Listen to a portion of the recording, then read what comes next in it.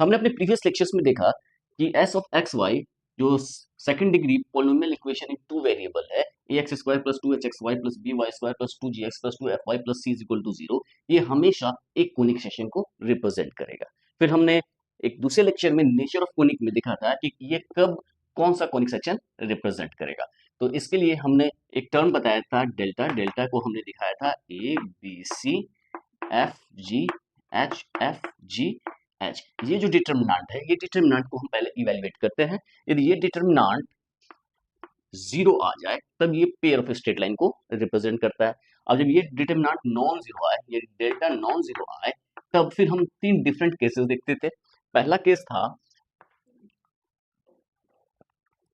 H square minus A B is equal to zero, H square minus A B greater than zero and H square minus A B less than zero. ये तीन cases थे।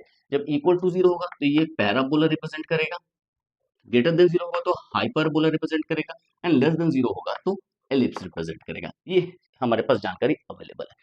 तो ये question generally पूछा जाता है कि यदि जनरल सेकंड डिग्री इक्वेशन दिया हुआ है तो ये जो है वो जो भी कोनिक सेक्शन रिप्रेजेंट कर रहा हो, यदि सर्कल रिप्रेजेंट कर रहा है तो हम बहुत आसानी से निकाल सकते हैं। उसका सेंटर हमें पता चल जाए, सेंटर पता चल जाए और रेडियस पता चल जाए तो हम उसके हम आसानी से ट्रेस कर सकते हैं। तो इसको हमका हमारा जो सर्कल का जो स्टैंडर्ड फॉर्म है, यानी कि X minus A square plus Y minus B square is equal to R square, इसमें हमें ट्रांसफॉर्म करना है।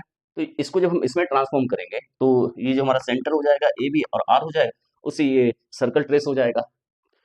पेयर ऑफ स्ट्रेट लाइन, तो दो हमारे पास स्ट्रेट लाइन जैसे ही मिले हम उसको बहुत आसानी से ट्रेस कर सकते हैं। तो ये भी उतनी इश्यू नहीं है। हमारे साथ जो भी प्रॉब्लम आएगी ट्रेस करने में वो आएगी यदि वो पैराबोला है, एलिप्स है या फिर हाइपरबोला है। तो हम जो सिचुएशन कंसिडर करने जा रहे हैं अपने डिस्कशन में, हम ये एज्यूम कर रहे हैं कि डेल्टा जो है वो नॉन जीरो है और उसमें ये तीन केसेस को हम वन बाय वन कंसिडर करने जा रहे हैं। देखते हैं, इसको हम तीन स्टेजेस में करेंगे। सबसे पहले हम स्टैंडर्ड फॉर्म या कैनोनिकल फॉर्म की बात करते हैं। तो स्टैंडर्ड फॉर्म की बात करते हैं, स्टैंडर्ड फॉर्म की बात करते हैं तो पैराबोला का जो स्टैंडर्ड फॉर्म है बेसिकली चार स्टैंडर्ड फॉर्म होंगे। पहला होगा Y square is equal to four A X, दूसरा होगा Y square is equal to minus four A X, तीसरा होगा X square is equal to four A Y and X square is equal to minus four A Y. ये जो चार है, ये चारों का जो ग्राफ है ये हमारे ध्यान में रखने की बात है। हम चारों को हम बहुत आसानी से स्केच कर सकते हैं। तो हम इसे स्केच करने की कोशिश करेंगे कि इसे हम कैसे स्केच करें। तो पैराबोला की जो डेफिनेशन है, पैराबोला की डेफिनेशन है कि किसी फिक्स्ड पॉइंट से, ये पॉइंट एक फिक्स कर लेते हैं और एक लाइन फिक्स कर लेते हैं। तो locus of a point which moves in such a way that is distance from a fixed point and a fixed line is constant. तो ये ऐसे मूव करता चला गया तो ये हमारा पैराबोला बनता था। तो ये पैराबोला की प्रॉपर्टी है। पैराबोला की प्रॉपर्टी है तो यहाँ पर यदि कोई पॉइंट है तो यहाँ से डायरेक्ट्रिक्स, ये जो फिक्स्ड लाइन है उसको डायरेक्ट्रिक्स बोलते हैं, इसको फोकस बोलते हैं। तो यहाँ से फोकस का डिस्टेंस और यहाँ से ये दोनों सेम होगा। तो ये बहुत ही सिंपल सा है और इसका जो स्टैंडर्ड फॉर्म में जो इक्वेशन हम जब डेवलप करते हैं Y square equal to four X, तो इसका कुछ इस तरह का शेप होता है। ये हमारा ओरिजिन हो गया, ये हमारा पैराबोला हो गया और दिस इज डायरेक्ट्रिक्स और ये हमारा फोकस हो गया। तो फोकस जो है ये ए पॉइंट पे है, ये भी ए पे होगा और यहाँ से हम लेटस रेक्टम की बात करें, यहाँ से यहाँ पर जब जाए तो ये जो लेंथ होगा वही यहाँ से यहाँ तक का लेंथ होगा। तो यहाँ से यहाँ तक का लेंथ क्या हो गया, this is A, this is A, this is two A. तो ये जो है दिस इज एक्स, यहाँ पर क्या है, ये माइनस ए, यहाँ पर ओरिजिन इसको हमने माना है ये। तो ये क्या हो जाएगा, x is equal to minus a यानी x plus a is equal to zero. ये हमारा डायरेक्ट्रिक्स का इक्वेशन है, ये हमारा इक्वेशन है Y square is equal to four A X. तो ये जो लेंथ है, यहाँ से जितना लेंथ ये होगा वहां यहाँ से उतना लेंथ ये भी होना पड़ेगा। तो ये ए प्लस ए टू है तो इसको भी टू ए होना पड़ेगा। तो हमारे पास यदि equation Y square equal to four X दिया हुआ है तो उसे ट्रेस करना बहुत ही आसान है। हमें सिंपली क्या करना पड़ेगा, हम कोऑर्डिनेट एक्सिस लेते हैं एक्स वाई। तो इसमें क्या क्या चीजें देखनी पड़ेगी, तो Y square equal to four X है तो स्टैंडर्ड फॉर्म क्या है, Y square equal to four X.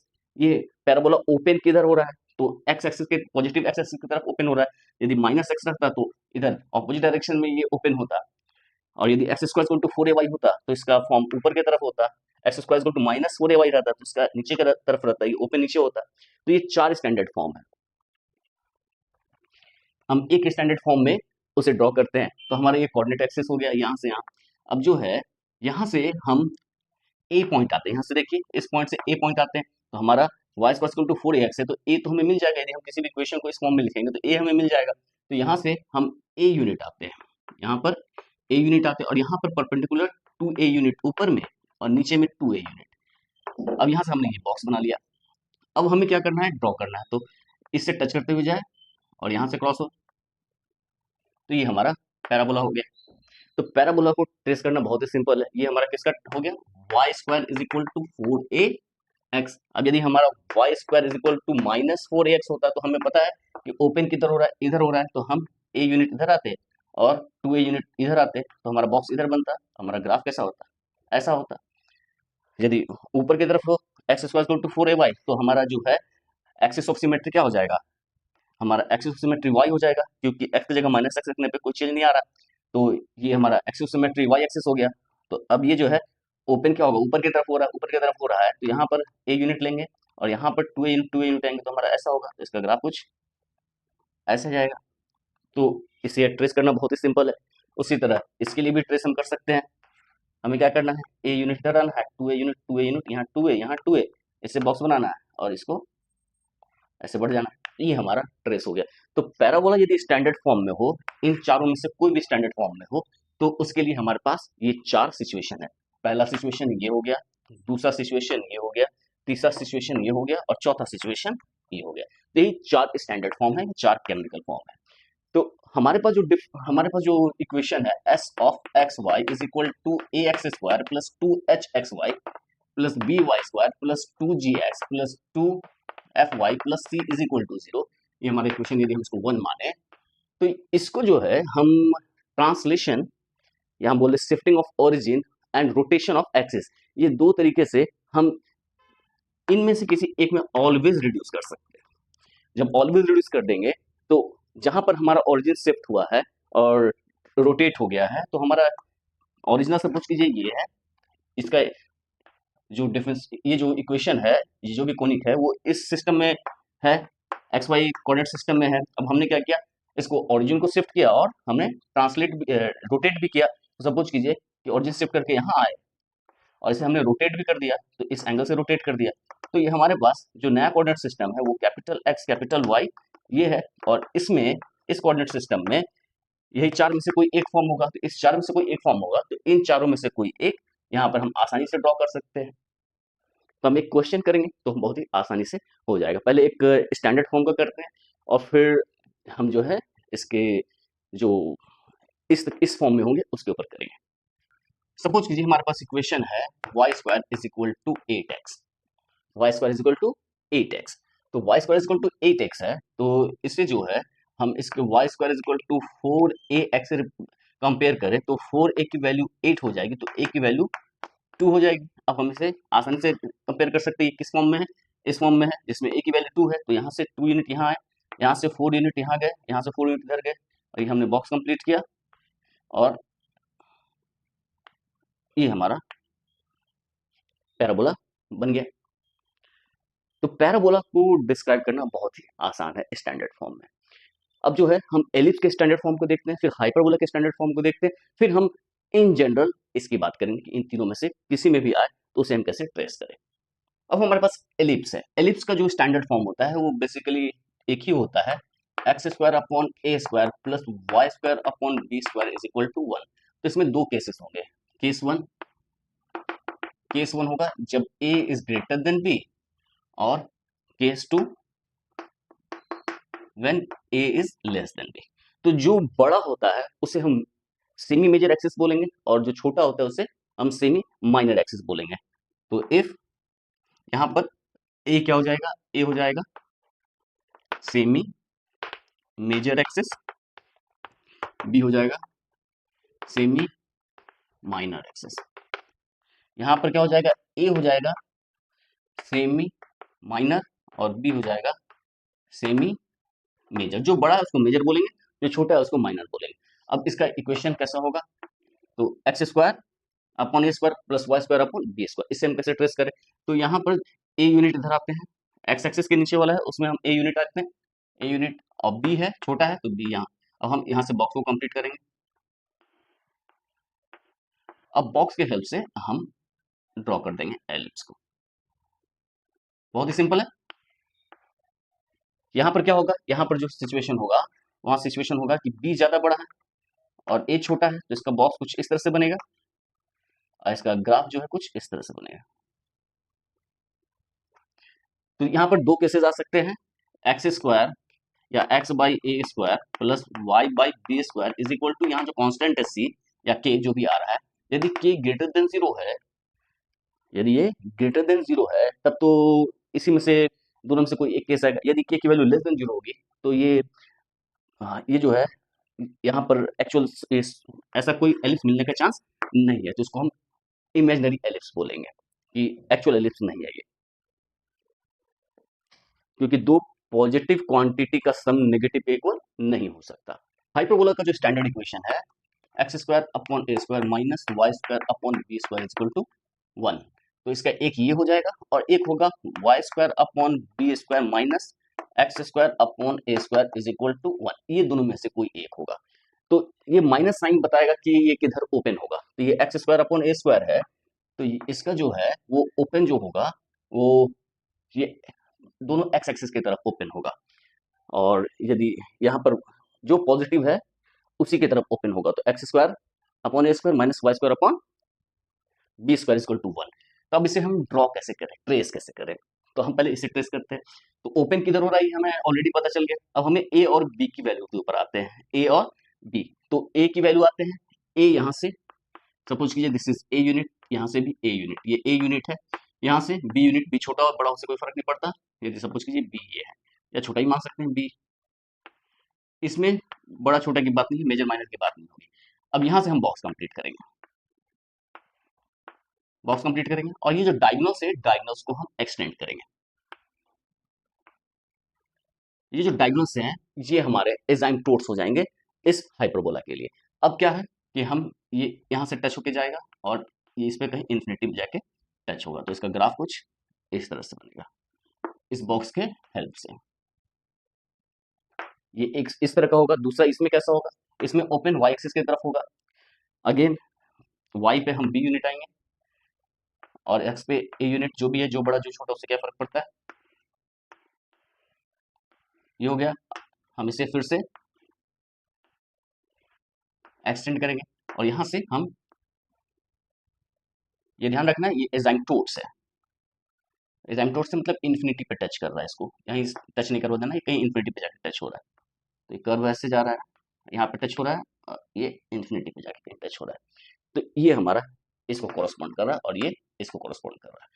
तो अब हमारे पास स्टैंडर्ड फॉर्म में रहे कोई भी, यानी कैनिकल फॉर्म में हो, पैराबोला एलिप्स या हाइपरबोला के कैनिकल फॉर्म में हो, तब तो हम उसको आसानी से ट्रेस कर सकते हैं। तो हमारा जो काम है अब वो सिर्फ ये रह गया कि उसे हम स्टैंडर्ड फॉर्म में रिड्यूस करें यूजिंग ट्रांसफॉर्मेशन ऑफ एक्सेस, या तो रोटेशन या फिर ट्रांसलेशन, ट्रांसलेशन में शिफ्टिंग ऑफ ओरिजिन, या फिर इन कॉम्बिनेशन ऑफ बोथ, दोनों का यूज करके।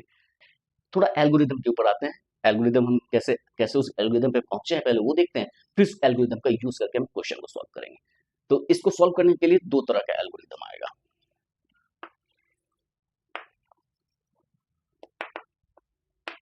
वन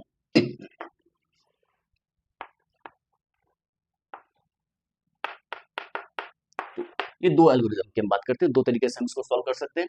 पहले पे आते हैं कि हमें क्या करना है कि इसको कोनिक सेक्शन में रिप्रेजेंट करना है, तो उसमें एक्स वाई टर्म नहीं होना चाहिए, तो एक्स वाई टर्म को हमें गायब करना है। और हम जानते हैं कि यदि हम tan 2 theta is equal to 2h upon a minus B, यानी 2 थीटा की वैल्यू इस तरह से हो कि tan 2 थीटा की value 2h upon a minus B हो, तो इस तरह इस एंगल से यदि हम एक्सिस को रोटेट करें तो ये एक्स वाई टर्म क्या हो जाएगा, वो वैनिश कर जाएगा, वैनिश कर जाएगा। लेकिन इक्वेशन तो सेम ही को रिप्रेजेंट कर रहा है, तो सेम को रिप्रेजेंट कर रहा है, तो यहाँ पर हमारा जो एस एक्स वाई है वो इज इक्वल टू 0, ये कन्वर्ट हो जाएगा S dash capital X capital Y में, और ये जो है S dash capital X capital Y जो है इसका फॉर्म क्या हो जाएगा, ये हो जाएगा ए कैपिटल एक्स स्क्वायर, और हमने इसे एक्सिस को रोटेट किया है इस एंगल से, तो एक्स वाई टर्म गायब हो गया, तो यहाँ पर B Y square plus 2g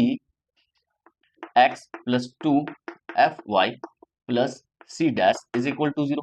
ये हमारा ट्रांसफॉर्म इक्वेशन आया, और ओरिजिनल इक्वेशन हमारा ये था एक्सिस रोटेट करने के बाद, ये नया एक्सिस के रिस्पेक्ट में। तो हमारा जो कोऑर्डिनेट सिस्टम पहले क्या था, ये था एक्स वाई के रिस्पेक्ट में, अब हमने इसको थीटा एंगल से रोटेट किया, जहां पर थीटा टेन टू थीटा की वैल्यू ये है, तो यहाँ पर जो है this is capital X and this is capital Y. ये हमारा सेटअप है। इस सेटअप में मतलब इसी यहाँ पर जो भी कोनिक है वो जहाँ एक्स वाई टर्म को रिमूव करेंगे तो हमारा इस फॉर्म में आ जाएगा। अब जब इस फॉर्म में आएगा तो इस फॉर्म में फिर हमने देखा था कि या तो ये पैराबोला रिप्रेजेंट करेगा या एलिप्स या फिर हाइपरबोला। उसमें भी देखा था कि ए बी के ऊपर यदि ए या बी में से कोई भी एक जीरो हो जाए तो ये पैराबोला को रिप्रेजेंट करता है। ए बी दोनों नॉन जीरो हो तो फिर हम ए बी के साइन के ऊपर हम बात करते हैं कि ए और बी का साइन ऑपोजिट है या सेम साइन है, तो उसके बेसिस पे हम काम करते हैं। तो यदि ए और बी का सेम साइन है तो वो एलिप्स को रिप्रेजेंट करता है, या ए और बी का ऑपोजिट साइन है तब वो हाइपरबोला को रिप्रेजेंट करेगा। ये चीजें हम अपने प्रीवियस लेक्चर में देख चुके हैं। तो हमारे पास ये इक्वेशन है। तो अब जो है हमारा ये फॉर्म आया, लेकिन अभी भी कैनोनिकल फॉर्म में नहीं, क्योंकि इसमें लीनियर टर्म है। तो लीनियर टर्म को हम कैसे रिमूव करें, तो लीनियर टर्म को रिमूव करने के लिए हम क्या करेंगे, फिर एक नया ट्रांसलेशन लेंगे, वो हम लेंगे s double dash x dash y dash is equal to 0। तो ये जो होगा ये हमारा सपोज कीजिए a dash x dash square plus b dash y dash square अब plus c double dash is equal to 0 इस फॉर्म में आया। तो यदि हम ओरिजिन को इस कोनिक सेक्शन के सेंटर पे लेके जाएं तो ये जो लीनियर टर्म है वो गायब हो जाएगा। बहुत आसानी से हम इसे चेक कर सकते हैं, क्योंकि हमारा जो है यदि ये सेंटर ओरिजिन था तब इसका फॉर्म था X square upon A square plus Y square upon B square equal to 1, या फिर जब सेंटर था तो ये हाइपरबोला था X square upon A square minus Y square upon B square equal to 1। यदि सेंटर पे हम ओरिजिन को शिफ्ट कर दें तो उसका जो फॉर्म होगा वो इस तरह होगा। इसमें देखिए कोई भी लीनियर टर्म नहीं है एक्स वाई का, एक्स स्क्वायर अपॉन ए square plus Y square upon B square इसके बाद एक्स और वाई का टर्म नहीं है। तो यहाँ से देखने से लग रहा है यदि हम ओरिजिन को यदि सेंटर पे हम शिफ्ट कर दें, हमने तो रोटेट कर दिया पहले ही, अब हम क्या किया एक्स वाई टर्म को गैप कर दिए।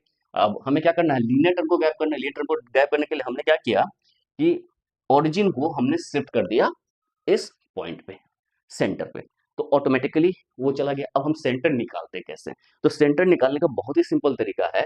हमें जो हमारा इक्वेशन है ओरिजिनल इक्वेशन 1, हम del S upon del x is equal to 0 और del S upon del Y is equal to 0, इसको सॉल्व करेंगे तो हमारा सेंटर निकल जाएगा। सपोज कीजिए अल्फा बीटा, ये हो गया सेंटर। इसका सॉल्यूशन, इसका सॉल्यूशन क्या देगा, वही होगा हमारा alpha beta centre of the conic, centre of the conic. अब यहाँ पे ये बात ध्यान देनी है कि ये जो सेंटर है ये निकलेगा किस केस में। पैराबोला के केस में जो सेंटर है वो इनडिटर्मिनेट हो जाएगा, मतलब हम पैराबोला के केस में हम इसके सेंटर को निकाल नहीं सकते। अब पैराबोला चेक करना तो बहुत आसान है, यदि ए और बी में से कोई भी एक जीरो हो गया तो ये पैराबोला हो गया, और फिर हम इसको परफेक्ट स्क्वायर में कन्वर्ट करके हम बहुत आसानी से हम इसको स्टैंडर्ड फॉर्म में, कैनिकल फॉर्म में रिड्यूस कर सकते हैं। तो हमारा जो अल्टीमेट एम है वो है कि हमें इसको कैनिकल फॉर्म में, स्टैंडर्ड फॉर्म में रिड्यूस करना है, आइदर पैराबोला के स्टैंडर्ड फॉर्म में या एलिप्स के या फिर हाइपरबोला के स्टैंडर्ड फॉर्म में। तो यहाँ से हमने यदि हम इसको इस पे शिफ्ट करेंगे तो ये हमारा जो है ये किस फॉर्म में आ गया, स्टैंडर्ड फॉर्म में आ गया। अब स्टैंडर्ड फॉर्म में आ गया तो यहाँ पर जो ये है एंगल, मतलब ये जो कांस्टेंट टर्म है सी डबल डैश, ये कैसे मिलेगा, तो C double dash is simply F of जो हमारा सेंटर है अल्फा बीटा, हम ये वैल्यू पुट कर दें तो ये सी डबल डैश मिल जाएगा। अब ए और बी कैसे मिलेगा उसकी बात करते हैं। तो ए बी यहीं पर ये जो सेम है वो सेम रहेगा, क्योंकि हमने सेंटर पे शिफ्ट किया है, तो शिफ्ट किए हैं तो इसके कोएफिशिएंट में कोई चेंज नहीं आएगा, कांस्टेंट टर्म ऐसा ही रहेगा और इसमें से सिर्फ ये गायब हो जाएगा, कांस्टेंट टर्म नया आ जाएगा जो भी है। तो सी डबल डैश जो है हमारा ये आ जाएगा एफ ऑफ अल्फा बीटा। और ए बी कैसे निकालेंगे, तो यहाँ पर जो ए बी है उस कैसे निकला था, तो ये हमने इनवेरिएंट की बात की थी। ए बी क्या है, इनवेरिएंट है। तो इनवेरिएंट जो है वो क्या है, ए बी हमने देखा था कि A B minus H square. तो हमारे पास दो इक्वेशन है, एक इक्वेशन ये है, ये इसको हम सेकंड मान लेते हैं और ये पहला इक्वेशन है। तो रोटेशन में हमें इनवेरिएंट्स क्या क्या मिलते हैं, A B minus H square, और यहाँ पे A B minus H square, A B और एच का इसका जो एक्स वाई टर्म है वो गायब है, तो a B minus H square is equal to a b आ जाएगा। और एक और इनवेरिएंट होता है a plus b is equal to a plus b. तो ये दो चीजें हमने पढ़ रखी है, तो ये दो इनवेरिएंट के हेल्प से हमें ए बी को निकालना है। तो हमारे पास a B minus H square इसकी वैल्यू अवेलेबल है, ए प्लस बी की वैल्यू अवेलेबल है, क्योंकि ये इक्वेशन हमारे पास दिया हुआ है। तो ए बी और ए प्लस बी हमें पता है कि हमने जो भी एंगल से रोटेट किया टू थीटा, ये जो टू थीटा है हमारा कुछ भी एंगल है, हमें उससे कोई लेना देना नहीं। हमने यदि रोटेट किया है तो उसके रिस्पेक्ट में ए और बी कोई चेंज आएगा, ए और बी मतलब कॉफिशिएंट मिलेगा, तो ए बी जो है इस इनवेरिएंट कंडीशन को सेटिस्फाई करेगा, और इस इनवेरिएंट कंडीशन को सेटिस्फाई करेगा तो ये जो है टू थीटा, इससे हमें कोई लेना देना नहीं है। तो इसको यदि हमें कोई लेना देना नहीं है तो हम ए बी को निकाले कैसे, तो हम यदि ए और बी को roots of a quadratic equation माने तो सम ऑफ रूट और प्रोडक्ट रूट हमारे पास अवेलेबल है, तो हम T square minus A plus B T plus A B is equal to 0, ये हमारा क्वाड्रेटिक इक्वेशन आ गया। इस क्वाड्रेटिक इक्वेशन को हम सॉल्व करेंगे तो हमें दो रूट्स मिलेंगे ए एंड बी, तो ए और बी हमारी दो values roots of this quadratic equation आएगी। अब क्वेश्चन आइज होता है कि इसके रूट्स जो हैं कॉम्प्लेक्स आ सकते हैं, इक्वल आ सकते हैं कि नहीं, तो इसके जो रूट्स हैं ये हमेशा रियल और डिस्टिंक्ट आएंगे, इसके लिए कोई प्रॉब्लम नहीं है। यदि ये एलिप्स या हाइपरबोला रिप्रेजेंट करेगा तो ये हमेशा इसके जो दो रूट्स आएंगे वो आएंगे रियल एंड डिस्टिंक्ट आएंगे, मतलब दो रूट आएंगे ही आएंगे। तो यहाँ तक हमारे पास कोई इशू नहीं, तो हमारे पास ए भी मिल गया, ए और बी मिल गया, और यहाँ से सी डबल एस मिल गया। तो हमारा जो स्टैंडर्ड इक्वेशन है वो बहुत ही सिंपल हो गया, वो क्या हो जाएगा, a x square plus B Y square plus f of alpha beta is equal to 0। ये जो हमारा कैनोनिकल फॉर्म में रिड्यूस हो गया, बहुत ही सिंपल है। तो चाहे ये एलिप्स रिप्रेजेंट करे चाहे ये हाइपरबोला रिप्रेजेंट करे, आइदर केस में ये जो है हमारा इस तरह के फॉर्म में आएगा।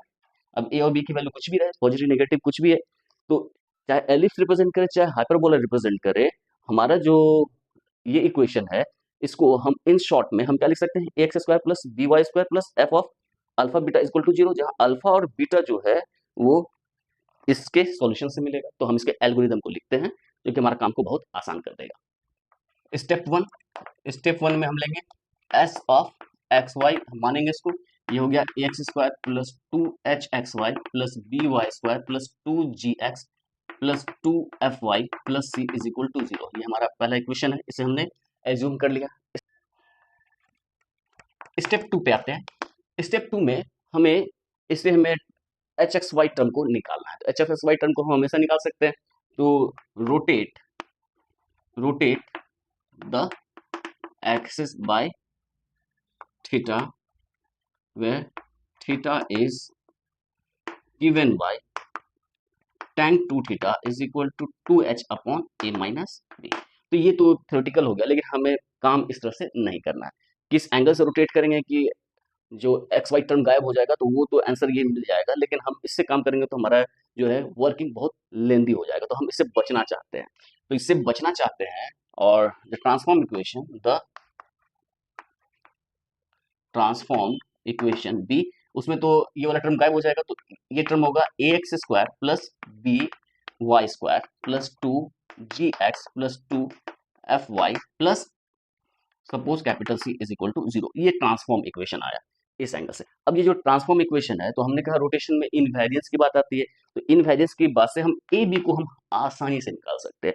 ए और बी क्या होगी वैल्यू, वो तो हम बहुत ही आसानी से निकाल सकते हैं। कैसे निकाल सकते हैं, तो a be here A and B can be obtained by the solution of t square minus a plus b t plus ab is equal to 0, where a plus b invariant से क्या हो जाएगा, this is a plus b is equal to a plus b, small a plus b, and ab is A B minus H square, ये जो दो इनवेरिएंट्स है उसके help से ये तो वैल्यू मिल जाएगी, उन दोनों के वैल्यू से यहाँ पर ए और बी की वैल्यू हमारे पास अवेलेबल हो जाएगी। तो ए बी हमारे पास अवेलेबल हो गया इस क्वाड्रेटिक इक्वेशन से। यहाँ पर बचा इन दोनों को, अब हम क्या करना चाहते हैं कि ए और बी में से, यहाँ पर यदि ए और बी में से कोई भी जीरो आ जाए तो स्टेप 3 पे आते हैं। Step 3, if a is non zero, b zero और a non zero, a zero, b non zero, तो इसके जो दो रूट्स हैं कुछ इस फॉर्म में भी आ सकते हैं। तब क्या करेगा, देन 1 रिप्रेजेंट्स अ पैराबोला। तो ये जो है ये एक पैराबोला रिप्रेजेंट कर रहा है, और हम चाहते हैं कि इसके जो है अब इससे हम कैसे वर्क करें। तो इसके ऊपर वर्क करने के लिए तो हमें यहाँ पर tan टू थीटा की वैल्यू जो है ये वाला लेवल हमें यूज करना पड़ेगा, दूसरा कोई उपाय नहीं है। तो देन रिप्रेजेंट है parabola. In this case we use, हम जो है हमारा जो ट्रांसफॉर्मेशन हम यूज कर लेते हैं। हमारा x को रिप्लेस करेंगे x cos theta minus y sin theta, y को रिप्लेस करेंगे x sin theta plus y cos theta, इन दोनों को रिप्लेस करेंगे।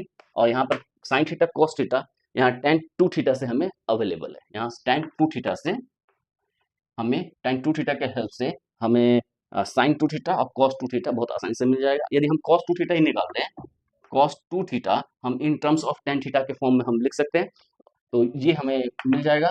अब cos टू थीटा मिल गया तो cos टू थीटा के हेल्प से sin थीटा और cos थीटा हम निकाल सकते हैं, और वो वैल्यू यहाँ पुट करेंगे तो ये ट्रांसफॉर्मेशन हमारे पास अवेलेबल हो गई।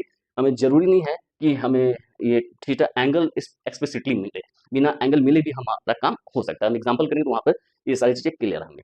तो स्टेप 3 हुआ। स्टेप 3 में सेकंड केस होगा, if A not equal to zero, B not equal to zero. जब ए भी जीरो नहीं है और बी भी जीरो नहीं है, उस केस में क्या करेंगे, तो उस केस में हमारा जो है हम सेंटर निकालेंगे। हम निकालेंगे सेंटर, और उसके लिए क्या निकालेंगे, del S upon del x is equal to zero और del S upon del Y is equal to zero. तो इन दोनों के हेल्प से हम क्या करेंगे, इन दोनों को सॉल्व करेंगे, और इसका जो सॉल्यूशन है ये हमें सेंटर देगा अल्फा बीटा। और ये जो अल्फा बीटा मिला, अल्फा बीटा के हेल्प से हमारा जो इक्वेशन बन जाएगा, जो ट्रांसफॉर्म इक्वेशन होगा वो होगा a x square plus B Y square plus s alpha beta is equal to zero. तो ये हमारा स्टैंडर्ड फॉर्म में कन्वर्ट हो गया, या तो एलिप्स या फिर हाइपरबोला, ए बी के साइन के ऊपर डिपेंड करेगा। तो हमने स्टैंडर्ड फॉर्म में रिड्यूस कर दिया। ये रिड्यूस कैसा किया गया है, तो दो तरह के रिडक्शन है। हमने सेंटर को, हमने ओरिजिन को शिफ्ट किया है अल्फा बीटा पे, और किस एंगल से रोटेट किया, इस एंगल से। तो हम एक्सिस इसको हम ट्रेस कैसे करेंगे, तो हमारा ओरिजिनल एक्स वाई है, दिस इज एक्स वाई। हमने ये अल्फा बीटा पे पहले शिफ्ट किया, ये हमारा एक्स वाई शिफ्ट हो गया यहाँ पर, तो ये हमारा अल्फा बीटा हो गया। अब हम थीटा एंगल से इसे हम रोटेट कर देते हैं, ये थीटा एंगल से रोटेट किया हमने।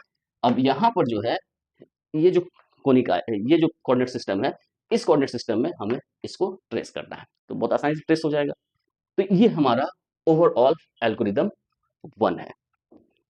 तो एल्गोरिदम 1 की खासियत क्या है कि यदि एलिप्स में हो या हाइपरबोला में हो तो हमारा काम बहुत ही आसान हो जाता है। अब सेकंड एल्गोरिदम की बात करें तो सेकंड एल्गोरिदम में हम ये काम नहीं करेंगे।